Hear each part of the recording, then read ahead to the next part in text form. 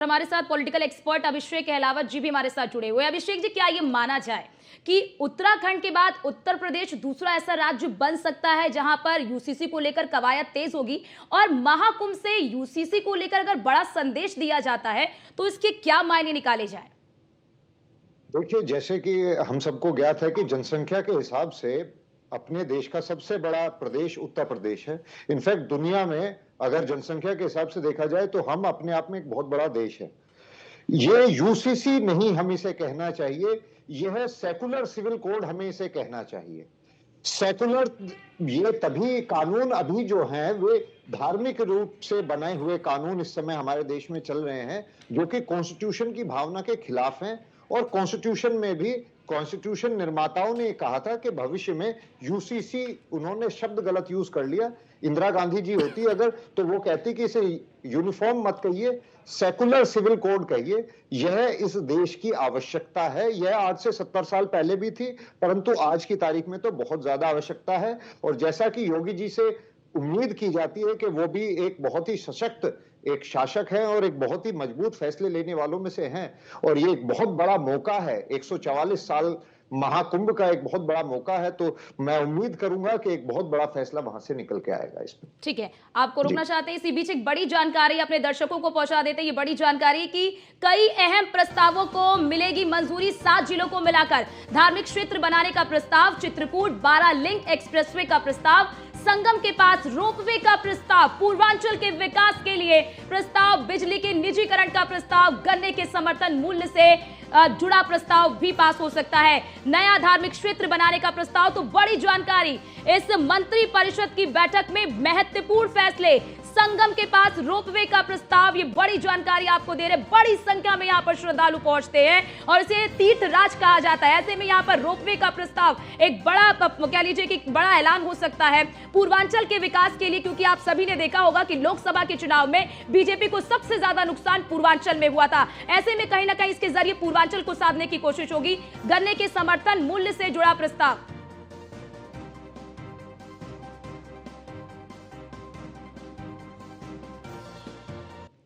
और हमारे साथ एसोसिएट एडिटर ब्रिजेश श्रीवास्तव जी लगातार हमारे साथ स्टूडियो में बने हुए। ब्रिजेश जी, तमाम प्रस्ताव तो सामने आ रहे हैं, लेकिन पूर्वांचल के विकास को लेकर जो प्रस्ताव सामने आ रहा है, आपको क्या लगता है कि जो लोकसभा के चुनाव के दौरान हमने देखा था कि बीजेपी को बड़ा जो डेंट लगा था वो पूर्वांचल के क्षेत्र में लगा था, क्या इसी को मद्देनजर रखते हुए एक तरह से ये क्षतिपूर्ति का भी एक विकल्प है?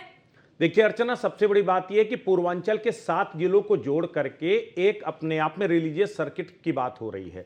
आप उसमें जौनपुर है, आप चंदौली है, भदोही है, मिर्जापुर है, प्रयाग है, कौशाम्बी है, इस तरह से आप अलग अलग काशी है, इन सबको अगर मिलाकर के 7 जिले, वो 7 जिले कौन हैं? इन 7 जिलों की एक तो रिलीजियस सर्किट तो है ही है। मिर्जापुर में विंध्यवासिनी धाम है, काशी में काशी विश्वनाथ है, प्रयाग में प्रयागराज है। आप इसके साथ आप अगर जो है भदोही चले जाइए तो आप देखिए कालीन का एक कितना बड़ा जो है वहां पर कारोबार है, बौद्धिज्म का जो है एक बड़ा गढ़ है, चंदौली आप चले जाइए तो ओवरऑल ये रिलीजियस सर्किट तो है ही है। लेकिन अगर इनको जोड़ दिया जाएगा, इसको एक सर्किट के साथ जोड़ दिया जाता है तो इनका बहुत तीव्रतम विकास होगा। अगर वो विकास होता है इस पूरे क्षेत्र में, इस्टेब्लिशमेंट बेहतर तरीके से होगा, इंफ्रास्ट्रक्चर के जो है अवसर और ज्यादा बढ़ेंगे और वहां पर निवेश आएगा। इसीलिए एक इससे जुड़ा और एक फैसला, बड़े जो उद्यमी हैं, बड़े जो कारोबारी हैं, उनको भी एक बड़ी छूट का ऐलान अभी इसी कैबिनेट के बैठक में हो सकता है। बिल्कुल, उससे क्या होगा, इन्वेस्टमेंट और बढ़ेगा। आप एक तरफ जो है, जैसे पहले एसईजेड बनाए गए थे, स्पेशल इकोनॉमिक जोन बनाए गए थे,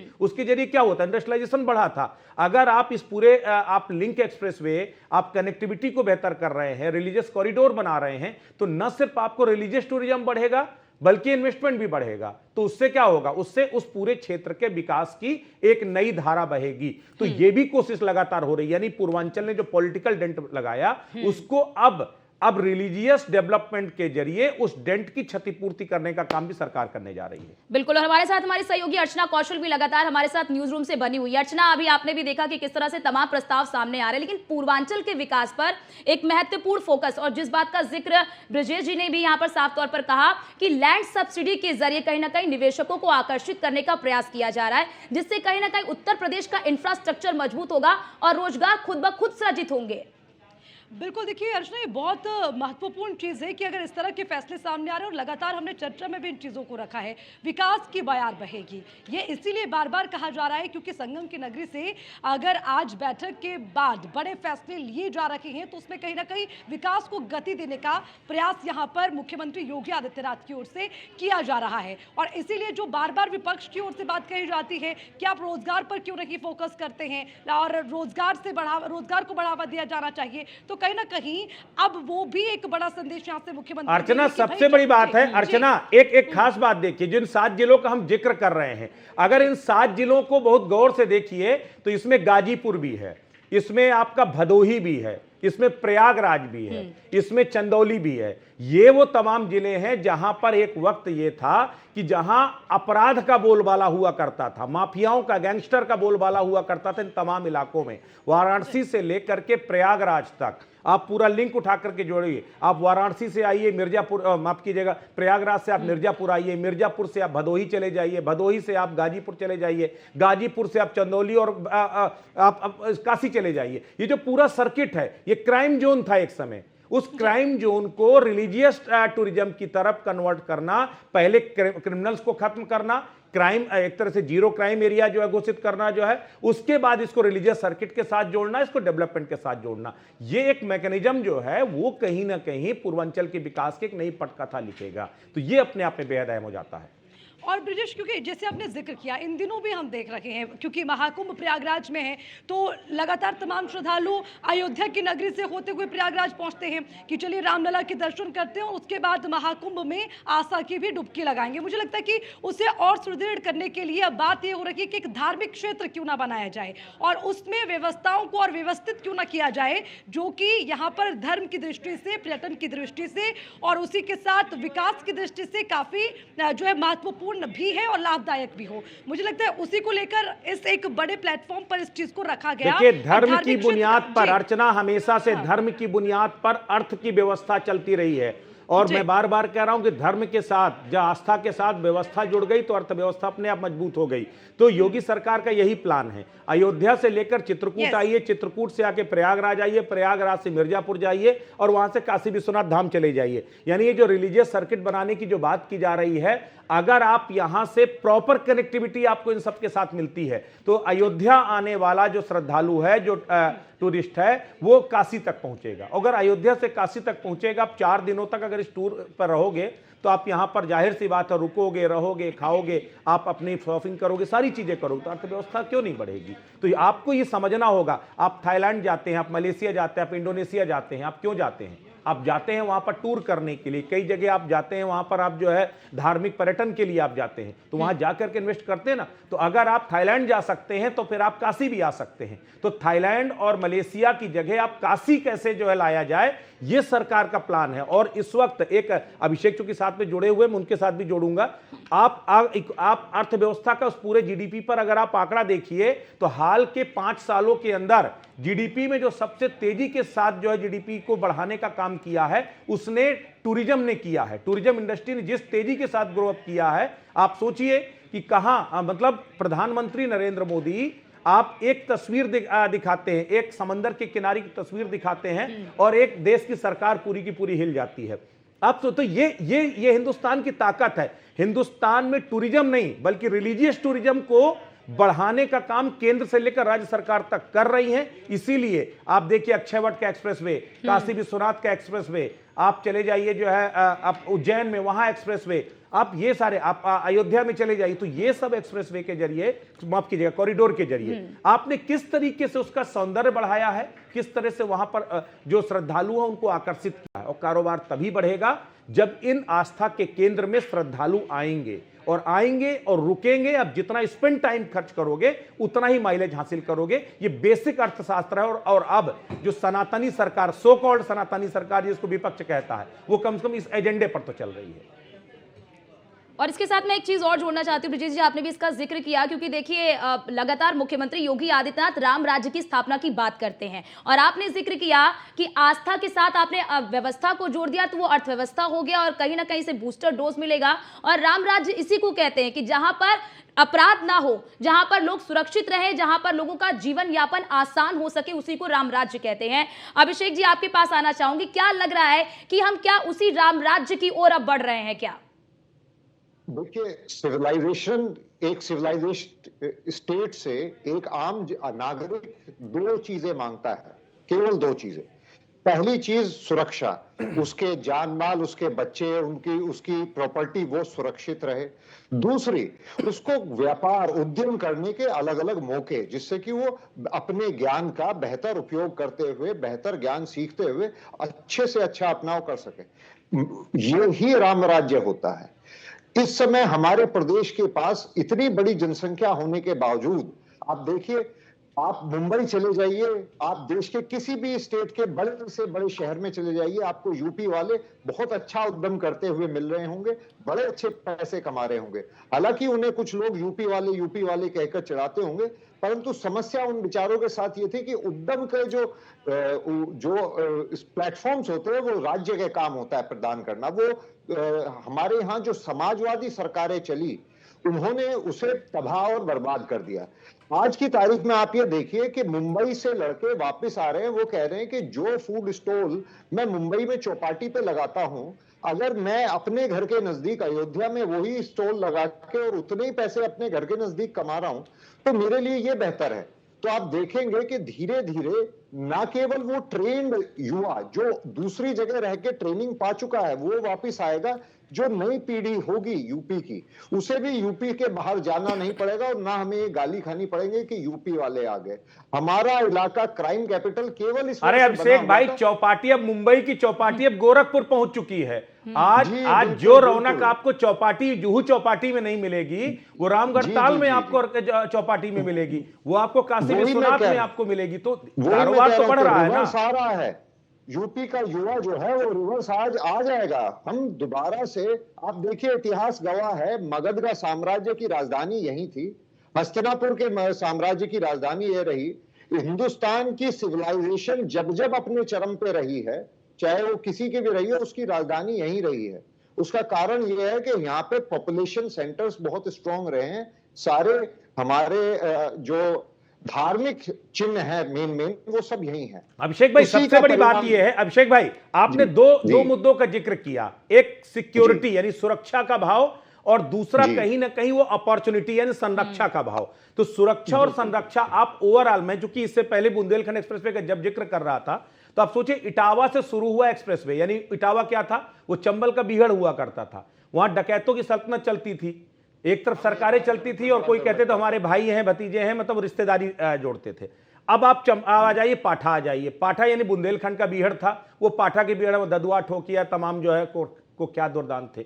उसके बाद पूर्वांचल चले आइए, अभी हम लोगों ने जिन 7 जिलों को जोड़ा, वो 7 जिले कौन थे, वो माफिया राज से जुड़े हुए थे, गैंगस्टर से जुड़े हुए गढ़ थे जो है। यानी कि आपने चंबल से लेकर के आपने पूर्वांचल के माफियाओं तक सारे गढ़ तोड़ दिए। अब आप कहीं भी चले जाइए, पाठा के बीहड़ में आपको एक दस्यु गैंग नहीं नजर आएगा, चंबल में एक दस्यु गैंग नजर नहीं आएगा, और तो और अब आप पूर्वांचल चले जाइए, ना आपको गाजीपुर में कोई रोकने वाला मिलेगा, और ना भदोही में, और ना ही आपको जो है वाराणसी में। तो ये आपने सुरक्षा का भाव पैदा किया ना। फिर आपने दिल्ली से लेकर के, यानी कि आप जो नोएडा से आगरा एक्सप्रेसवे से जोड़िए, और पूर्वांचल एक्सप्रेसवे आप चले जाइए, आप मऊ तक, गाजीपुर तक चले जाइए, तो ये आपने एक्सप्रेस पे जोड़ दिया, यानी सुरक्षा और संरक्षा दोनों स्टैब्लिश किया। तो कारोबार तो आएगा ना, एक कारोबारी को सुरक्षा मिलेगी तो आएगा। और अगर धार्मिक लिहाज से भी आप लोगों को ला पाओगे, वहां पर एक उद्यमी अपना उद्योग लगाता है, उद्योग क्यों लगाएगा, उद्योग लगाएगा जब उसको माइलेज मिलेगा, माइलेज क्यों मिलेगा, जब उसका खरीदार बढ़ेगा जो है। तो ये अपने आप में एक इकोनॉमिक्स है। इस इकोनॉमिक्स से विपक्ष को दिक्कत हो रही है क्या? देखिए, पहले क्या होता था बड़े पाठक जी, तो आम जब मंदिरों में जब हम छोटे थे और मंदिरों में हमें लेके जाते थे और लाइन में हम खड़े रहते थे, तो हम छोटे बच्चे देखते थे, यार बड़ी गंदगी है, बहुत, कहाँ गंदगी में लेके आ गए हमें, पता नहीं माँ बाप कहाँ लेके आते हैं। और फिर हमारी पढ़ाई भी ऐसी ही होती थी कि यार साइंस पढ़ा करो, कहाँ तुम धर्म के चक्कर में लग रहे हो। आज एक बदलाव देख रहा हूं जेन जी में भी, कि आप जाके देखिए महाकुंभ की मैं तस्वीरें देख रहा हूं, वहां पे जेन जी भरे पड़े हैं, ये 17 से लेके 24-25 साल तक के बच्चे क्यों आ रहे हैं वहां पे? क्योंकि भव्यता बढ़ गई है। सरकार ने उसे इतना साफ सुथरा, इतना नीट एंड क्लीन, इतना व्यवस्थित बना दिया है कि जेन जी उससे अपने आप को अटैच करके गर्वान्वित महसूस कर रहा है। साइकोलॉजी हम जब देखिए, छोटे थे- साइकोलॉजी देखिए अभिषेक भाई, दिव्य, भव्य और डिजिटल महाकुंभ, तो यूथ जी, को जी। कनेक्ट करने के लिए आपने कुछ किया, तो जतन तो किया। अर्चना चूंकि बिल्कुल, बहुत दिन तक महाकुंभ में रही हैं, अर्चना अभी आप लोगों ने देखा, क्योंकि आपने तो खुद बहुत सारे लोगों से बात किया, इस बार केवल यूथ, केवल आपके श्रद्धालु ही नहीं आए, बहुत सारे यूथ आइकन बन गए वहां पर, जो चाहे वो हर्षा रिछारिया हो या अभय सिंह हो, वो तमाम लोग यूथ आइकन बन गए। हम लोगों ने बहुत बड़े बड़े उसमें दिखाया कि आईआईटीएंस की नौकरी छोड़ करके आके वो जो है बाबा बन गए, एक मॉडल से छोड़कर साध्वी बन गई। तो ये आप इसको किसी रूप में देख लीजिए, आप इसको कहीं सनातन को नुकसान हो रहा है, लेकिन मैं कह रहा हूं सनातन को इससे फायदा भी हो रहा है कि यूथ कम से कम आध्यात्म की तरफ अट्रैक्ट तो हो रहा है, तो ये भी तो एक माइलेज पॉइंट है। ठीक है ब्रजेश जी, आपको रोकना चाहती हूँ क्योंकि मंत्रिपरिषद की बैठक चल रही है और एसके वाजपेयी हमारे साथ जुड़ चुके हैं, लाइव जुड़ चुके हैं। एसके, क्या अपडेट है आपके पास? बैठक अभी भी चल रही है, बैठक खत्म हो चुकी है? बिल्कुल, बैठक लगातार चल रही है। दोपहर 12 बजने में 8 मिनट बाकी थे, तभी मुख्यमंत्री योगी आदित्यनाथ यहां पहुंच गए थे और उसके बाद से लगातार ये बैठक चल रही है। मैं कुछ तस्वीरें भी आपको सीधे तौर पर दिखा रहा हूं, आप सीधे देख सकते हैं सामने। ये वो जगह बनाई गई है, ये अस्थायी तौर पर सर्किट हाउस बनाया गया है, जिसमें मुख्यमंत्री योगी आदित्यनाथ और साथ ही साथ उत्तर प्रदेश के सारे मंत्री और दोनों डिप्टी सीएम मौजूद हैं और लगातार बैठक चल रही है। आप सीधी तस्वीरें हम आपको दिखा रहे हैं वहां से, जहां बैठक जारी है और लगातार ये बैठक पिछले करीब 1 घंटे से ज्यादा का वक्त हो चुका है और लगातार मुख्यमंत्री योगी आदित्यनाथ की अध्यक्षता में ये बैठक चल रही है। हालांकि एसके सबसे बड़ी बात है, एसके यूं तो देखिए व्यवस्थाएं तो हम लोगों ने देखी, वो अपने आप में अद्भुत हैं। समय से पहले मुख्यमंत्री बैठक में पहुंचते हैं और समय के बाद तक बैठक चली। 1:05 में प्रेस कॉन्फ्रेंस होनी थी, तो क्या कुछ ऐतिहासिक फैसला, कुछ बड़ा ऐसा कुछ आने वाला है जो अपने आप में इस ऐतिहासिक धरती से ऐतिहासिक होगा? बिल्कुल, निश्चित तौर पर, और ऐतिहासिक होना बिल्कुल स्वाभाविक है, क्योंकि अगर हम देखें तो पिछली, अगर हम 2024 की 22 तारीख को देखेंगे तो भगवान राम के मंदिर की प्राण प्रतिष्ठा थी। ये दूसरी 22 तारीख है 2025 की, जब यहां पर कैबिनेट बैठक हो रही। उत्तर प्रदेश की पूरी सरकार, पूरे जो मंत्रिमंडल के साथ ही जो उत्तर प्रदेश के आला अधिकारी हैं वो सभी यहां पर मौजूद हैं। दूसरी तस्वीर हम आपको दिखाएंगे, यहां पर आप देख सकते हैं ये जगह है जहां मुख्यमंत्री योगी आदित्यनाथ अभी जब कैबिनेट बैठक से बाहर निकलेंगे तो यहां पर प्रेस कॉन्फ्रेंस करेंगे और जिसमें वो खुद फैसलों की जानकारी देंगे कि क्या कुछ महत्वपूर्ण फैसले लिए गए हैं इस कैबिनेट बैठक में। सीधे तौर पर कैबिनेट और मंत्रिपरिषद की बैठक में अंतर होता है, क्योंकि कैबिनेट बैठक में सिर्फ कैबिनेट मंत्री या फिर वो राज्य मंत्री स्वतंत्र प्रभार शामिल होते हैं जिनके विभाग से जुड़ा हुआ प्रस्ताव उस कैबिनेट की बैठक में होता है। चूंकि ये मंत्रिपरिषद की बैठक है, इसमें सभी मंत्री, जिसमें चाहे वो राज्य मंत्री हो, राज्य मंत्री स्वतंत्र प्रभार हो या उसके अलावा जो कैबिनेट मंत्री हैं, वो सभी इस बैठक का हिस्सा हैं। तो सीधे तौर पर कोशिश यही होगी कि वो चीजें जो सीधे तौर पर धार्मिक आस्था से जुड़ी हुई हैं, पौराणिक और धार्मिक जो महत्व के स्थल हैं उनसे जुड़ी हुई हैं, उनको लेकर 144 साल बाद ये महाकुंभ का जो मौका है, ये पुण्यदायी 144 साल बाद है।